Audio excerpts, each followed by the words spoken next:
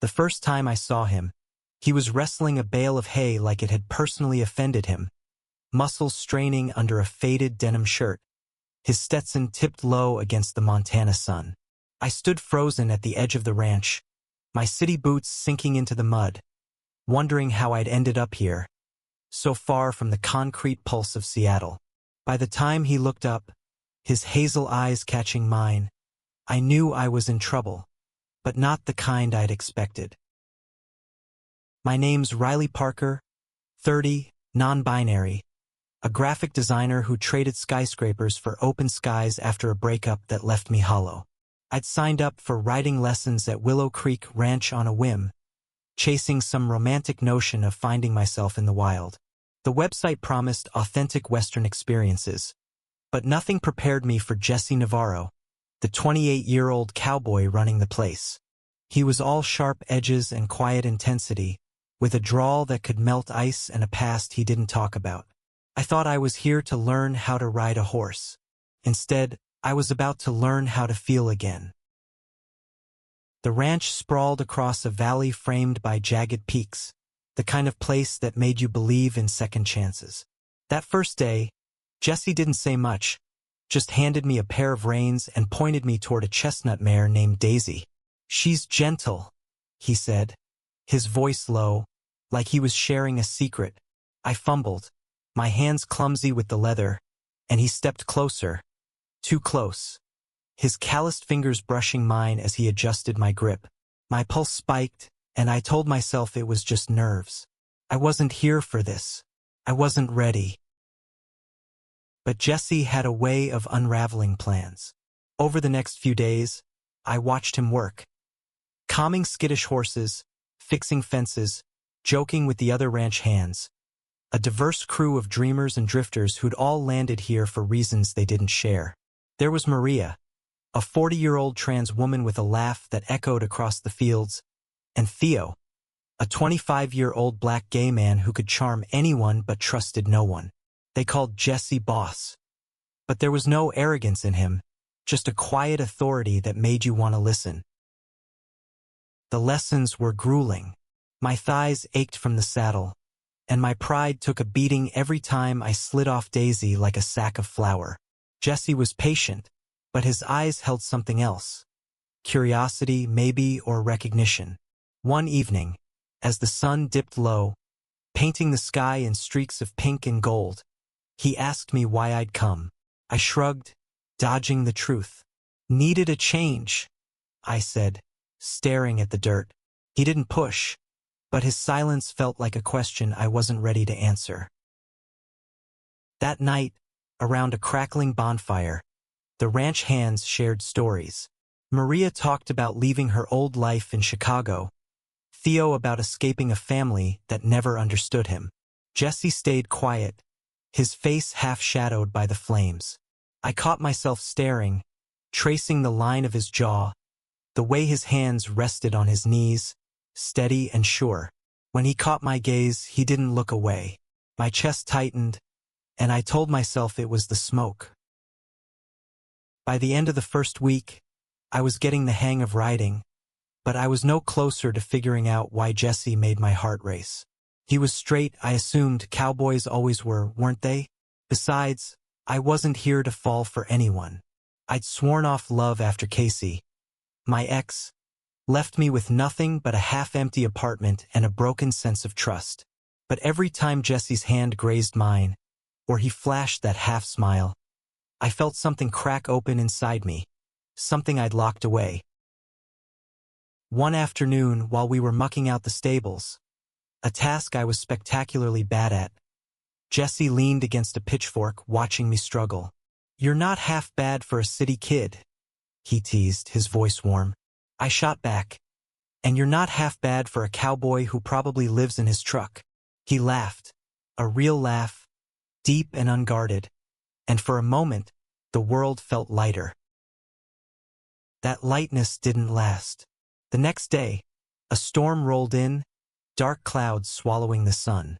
We were out riding when the rain hit, a cold, relentless downpour that turned the trails to mud. Daisy spooked, rearing up, and I hit the ground hard, breath knocked out of me. Jesse was there in an instant, kneeling in the mud, his hands steady on my shoulders. "You okay, Riley?" he asked, his voice tight with worry. I nodded, dazed, but all I could focus on was the warmth of his touch, the way his eyes searched mine like he was looking for something deeper than bruises. We made it back to the barn, soaked and shivering. Jesse tossed me a blanket, and we sat in the hay, listening to the rain pound the roof. "You scared me out there," he said quietly, his gaze fixed on the floor. I wanted to ask why he cared so much, but the words stuck in my throat. Instead, I said, "I'm tougher than I look." He smiled, but it didn't reach his eyes. There was something he wasn't saying, something heavy. I felt it in the air between us, thick and unspoken. That night I couldn't sleep. The rain had stopped, leaving the ranch quiet except for the occasional whinny from the horses. I slipped outside, needing air, and found Jesse by the corral, staring at the stars. He didn't seem surprised to see me. "Can't sleep either?" he asked, his voice soft. I shook my head, and we stood there, side by side, the silence stretching out like the sky above us. Then he spoke, so quietly I almost missed it. "I'm not who you think I am, Riley." My heart stopped. I turned to him, his face lit by moonlight, and saw something raw, something vulnerable. "Then who are you?" I asked, my voice barely a whisper. He didn't answer, but his hand brushed mine, deliberate this time, and I knew nothing would be the same. The next morning, the ranch felt different, like the air itself was holding its breath. Jesse's words from the night before echoed in my head, but when I saw him at breakfast, he was all business. Checking saddles, barking orders to Theo and Maria, avoiding my eyes. I tried to focus on Daisy, brushing her down with more care than necessary, but my mind was on him. What did he mean he wasn't who I thought? Was it about the ranch, his past, or something else entirely? The day's lesson was a group ride, a winding trail through the foothills. Maria rode ahead, her laughter cutting through the tension, while Theo lagged behind, muttering about blisters. Jesse stayed close to me, his horse keeping pace with Daisy. Every now and then, our knees brushed, and I'd catch him looking at me, his expression unreadable. I wanted to ask him about last night, but the words felt too big, too dangerous. Halfway through the ride, we stopped at a clearing overlooking a river, its waters glinting under the midday sun. The group spread out, some stretching, others snapping photos. Jesse and I ended up alone by a cluster of pines, the others out of earshot. I took a chance. "What you said last night," I started, my voice low, "about not being who I think. What's that about?" He didn't answer right away. Instead, he pulled off his hat, running a hand through his hair, and I noticed the faint scar above his eyebrow, a jagged line that told a story he hadn't shared. "I don't talk about it much," he said finally, his eyes on the horizon. "But I'm not straight, Riley. Never have been." The words hit me like a punch, not because I was shocked, but because they unlocked something in me, hope, maybe, or fear. I'd assumed he was untouchable, a cowboy stereotype I'd built in my head. But here he was, laying himself bare, and I didn't know what to do with it. "Why tell me now?" I asked, my voice unsteady. He looked at me then, really looked, and I saw the weight he carried, the kind that comes from hiding who you are. "Because you're different," he said. "You see people, not just what they show. And I'm tired of pretending." I didn't know what to say. My heart was racing, and all I could think was how close he was, how his hand was inches from mine on the tree trunk we leaned against. But before I could speak, Theo called out, breaking the moment, and we rejoined the group, the air between us electric and unresolved. Back at the ranch, I couldn't shake the conversation. Jesse was gay, or maybe bi, he hadn't said, and it changed everything. Not because of who he was, but because of what it meant for me. I'd come here to escape my past, not to open myself up again. Casey's betrayal still stung, a reminder that love could break you. But Jesse wasn't Casey. He was rough-edged and real, and the way he looked at me made me want to risk it all. That evening, a local festival brought the ranch hands together with folks from the nearby town of Elkwood. The barn was transformed, strung with fairy lights, a band playing twangy covers of old country songs. I wore my best flannel, trying to blend in, but I felt out of place among the locals. Jesse, though, was in his element, laughing with a group of ranchers, his ease drawing me in even as I hung back. Maria dragged me onto the dance floor, her energy infectious. "Loosen up, Riley," she teased, spinning me until I was dizzy. Across the room, I caught Jesse watching, his smile soft and private. When the band slowed to a ballad, he crossed the barn, his boots steady on the wooden floor, and held out his hand. "Dance with me," he said, not a question. I took his hand, my heart pounding. We moved together, awkward at first, then finding a rhythm. His hand rested on my waist, warm and sure, and I felt the world narrow to just us.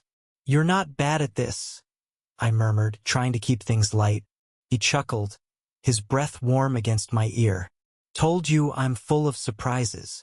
The night ended too soon, the crowd thinning as the band packed up. Jesse walked me to my cabin, the silence between us heavy with possibility. At the door he paused, his eyes searching mine. "Riley," he started, then stopped like he was wrestling with something. I wanted to pull him closer, to close the gap, but fear held me back. Instead, I said, "Good night, Jesse," and slipped inside, my heart a mess of want and caution. The next week was a blur of contradictions. Jesse was everywhere, teaching me to lasso, fixing a gate I'd accidentally broken, stealing glances that made my skin burn. But he kept his distance, like he was giving me space to process. I was grateful and frustrated all at once. I wanted to talk about what he'd told me, about what it meant for us, but every time I tried, something interrupted. A horse needing attention, a ranch hand with a question, my own damn fear. One morning, Maria pulled me aside while we were feeding the chickens. "You and Jesse," she said, her eyes sharp. "Something's brewing, isn't it?" I tried to play it off, but she wasn't having it. "Listen, Riley, that man's got a heart bigger than this ranch. But he's been hurt, bad. Don't play games with him." Her words stuck with me, a warning and a challenge. I didn't want to hurt him, but I was terrified of getting hurt myself.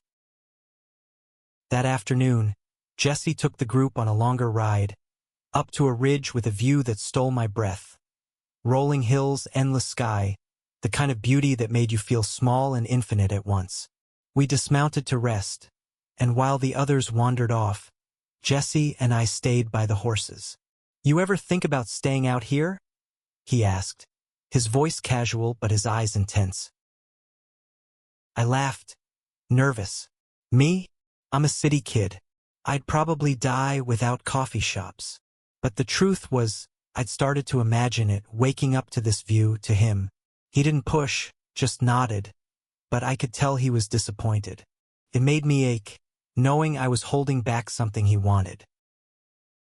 Later, back at the ranch, Theo cornered me in the tack room. "You know about Jesse's ex, right?" he said, his voice low. I shook my head, my stomach twisting. "Guy named Ethan. Broke Jesse's heart. Left him a mess. He doesn't trust Easy now." Theo's words hit hard, painting a picture of Jesse I hadn't seen. A man who'd loved and lost, just like me. It made him feel more real, more breakable. That night, a storm hit again, fiercer than the last. The power went out, and the ranch hands gathered in the main lodge, candles flickering on the tables. Jesse was quieter than usual, his eyes distant. When the others drifted off to bed, I stayed, helping him clean up. We worked in silence, the tension between us thick enough to choke on. Finally, I couldn't take it anymore. "Jesse, what are we doing?" I asked, my voice shaking. He set down a glass, his hands steady but his eyes stormy. I don't know, Riley. I want you, but I'm scared as hell. His honesty gutted me. I stepped closer, close enough to feel the heat of him, and said, I'm scared too. For a moment I thought he'd kiss me. Instead, he turned away, muttering, we should get some sleep. I lay awake that night, replaying his words, his fear mirroring mine. I'd come here to escape, but I was falling hard, and it terrified me.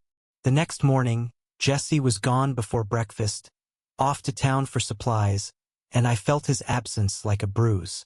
Maria noticed, giving me a knowing look but saying nothing. I threw myself into work, mucking stalls, brushing horses, trying to outrun my thoughts. When Jesse returned, he was different, distracted, his jaw tight. I caught him by the barn, alone, and asked what was wrong. He hesitated, then said, got a call from Ethan. He's back in town. My heart sank. Ethan, the ex who'd broken him. I wanted to ask what it meant, if Jesse still loved him, but the words wouldn't come. Instead, I said, do what you need to do, and walked away, my chest tight with a pain I hadn't felt since Casey. The next few days were torture. Jesse was distant, his smiles forced, his eyes avoiding mine. I tried to focus on the lessons on the ranch, but every moment felt heavy with what wasn't said. I overheard him on the phone one night, his voice low and tense, and caught the name Ethan again. Felt like a betrayal, though I had no right to feel that way. We hadn't promised each other anything, but the ache in my chest didn't care. Maria and Theo tried to keep things light, dragging me into card games and campfire stories, but I was distracted. One evening, Maria pulled me aside again. You gotta talk to him, Riley, she said. He's not gonna make the first move. Not after Ethan. I knew she was right, but fear held me back. Fear of rejection, of opening myself up only to be broken again. Finally, I couldn't take it anymore. I found Jesse in the barn, polishing a saddle, his movements mechanical. We need to talk, I said, my voice sharper than I intended. He looked up, startled, then nodded. We stepped outside, the night air cool against my skin. What's going on with you and Ethan? I asked, the words spilling out. Because I can't keep doing this back and forth, not knowing where I stand. Jesse's face softened, but there was pain there too. He's not what you think, he said. He showed up in town, wanting to talk, but I told him no. I'm done with him. He took a step closer, his voice dropping. Riley, it's you I can't stop thinking about. But I'm scared I'll mess this up. His words broke something open in me. I reached for his hand, my fingers trembling, and he didn't pull away. I'm scared too, I admitted. But I don't want to keep running from this. For a moment we just stood there, hands clasped, the world quiet around us. Then he leaned in, his lips brushing mine, tentative at first, then deeper, like he was pouring everything he couldn't say into that kiss. The days that followed were a whirlwind. We stole moments when we could. A touch here, a glance there, careful not to let the others see. But Maria and Theo weren't fooled. About damn time, Theo muttered one morning, smirking as he passed us. I felt lighter than I had in years, like I'd found something I didn't know I was looking for. But nothing stays perfect. One afternoon, a sleek black car pulled into the ranch, and out stepped a man I knew had to be Ethan. He was polished, city slick in a way that didn't fit the ranch, with sharp features and a smile that didn't reach his eyes. Jesse's face went pale when he saw him, and my stomach twisted. What do you want, Ethan? Jesse asked, his voice cold. Just to talk, Ethan said, his tone too smooth. I heard you were doing well. Thought I'd see for myself. I stood back, watching, my heart pounding. Jesse didn't look at me, but I could feel the tension in him, the pull of a past he hadn't fully escaped. Ethan's eyes flicked to me, sizing me up, and I felt like an intruder in my own story. That night, Jesse found me by the corral, his face drawn. "I'm sorry about today," he said. "Ethan, he's got a way of getting under my skin." I wanted to ask why he still had that power, but instead, I said, "You don't owe him anything, Jesse. You don't have to let him in." He nodded, but the doubt in his eyes scared me. I realized then how fragile this thing between us was, how easily it could break. Ethan didn't leave. He lingered in Elkwood, showing up at the ranch unannounced, his presence a shadow over everything. Jesse tried to act normal, but I could see the strain in him, the way his shoulders tensed when Ethan's name came up. I wanted to fight for us, but I didn't know how. My time at the ranch was almost up, and the thought of leaving without knowing where we stood was unbearable. One evening, I overheard Jesse and Ethan arguing behind the barn. "You can't keep running from who you are," Ethan said, his voice sharp. "This place, these people, they're not your future." Jesse's response was quieter, but it cut through me. "You don't get to decide that for me." I slipped away, my heart heavy, unsure if I was part of the future he was fighting for. The next day, Jesse took me on a private ride, just the two of us, to a quiet spot by the river. The air was crisp, the leaves turning gold, and for a moment, it felt like we could outrun everything. We dismounted, sitting on a blanket he'd brought, and he finally opened up. "Ethan was my first love," he said, his voice raw. "He made me feel like I wasn't enough, like I had to hide who I was. I'm still unlearning that." I took his hand, my heart aching for him. "You're enough, Jesse. More than enough." He looked at me, his eyes wet, and pulled me close, his arms strong and warm. We kissed, slow and sure, and I felt like I was home. But reality wouldn't let us stay there. Ethan showed up again, this time with an offer. A job in Denver. A chance for Jesse to leave the ranch and make something of himself. I saw the doubt flicker in Jesse's eyes, the fear that maybe Ethan was right. I wanted to beg him to stay, to choose me, but I knew it had to be his choice. On my last day at the ranch, I found Jesse in the barn, his face a storm of emotions. "I told Ethan to go," he said, his voice steady. "I'm not running anymore. This is my home, and you're part of it, if you want to be." My breath caught, and I realized I'd been holding it for weeks. "I want to be," I said, and we kissed, the weight of our fears falling away. I didn't stay in Montana, not yet. I had a life to sort out in Seattle, promises to keep to myself. But Jesse and I made a plan, calls, visits, a future we'd build together. As I drove away from Willow Creek, the ranch fading in my rearview, I knew I'd found something worth fighting for.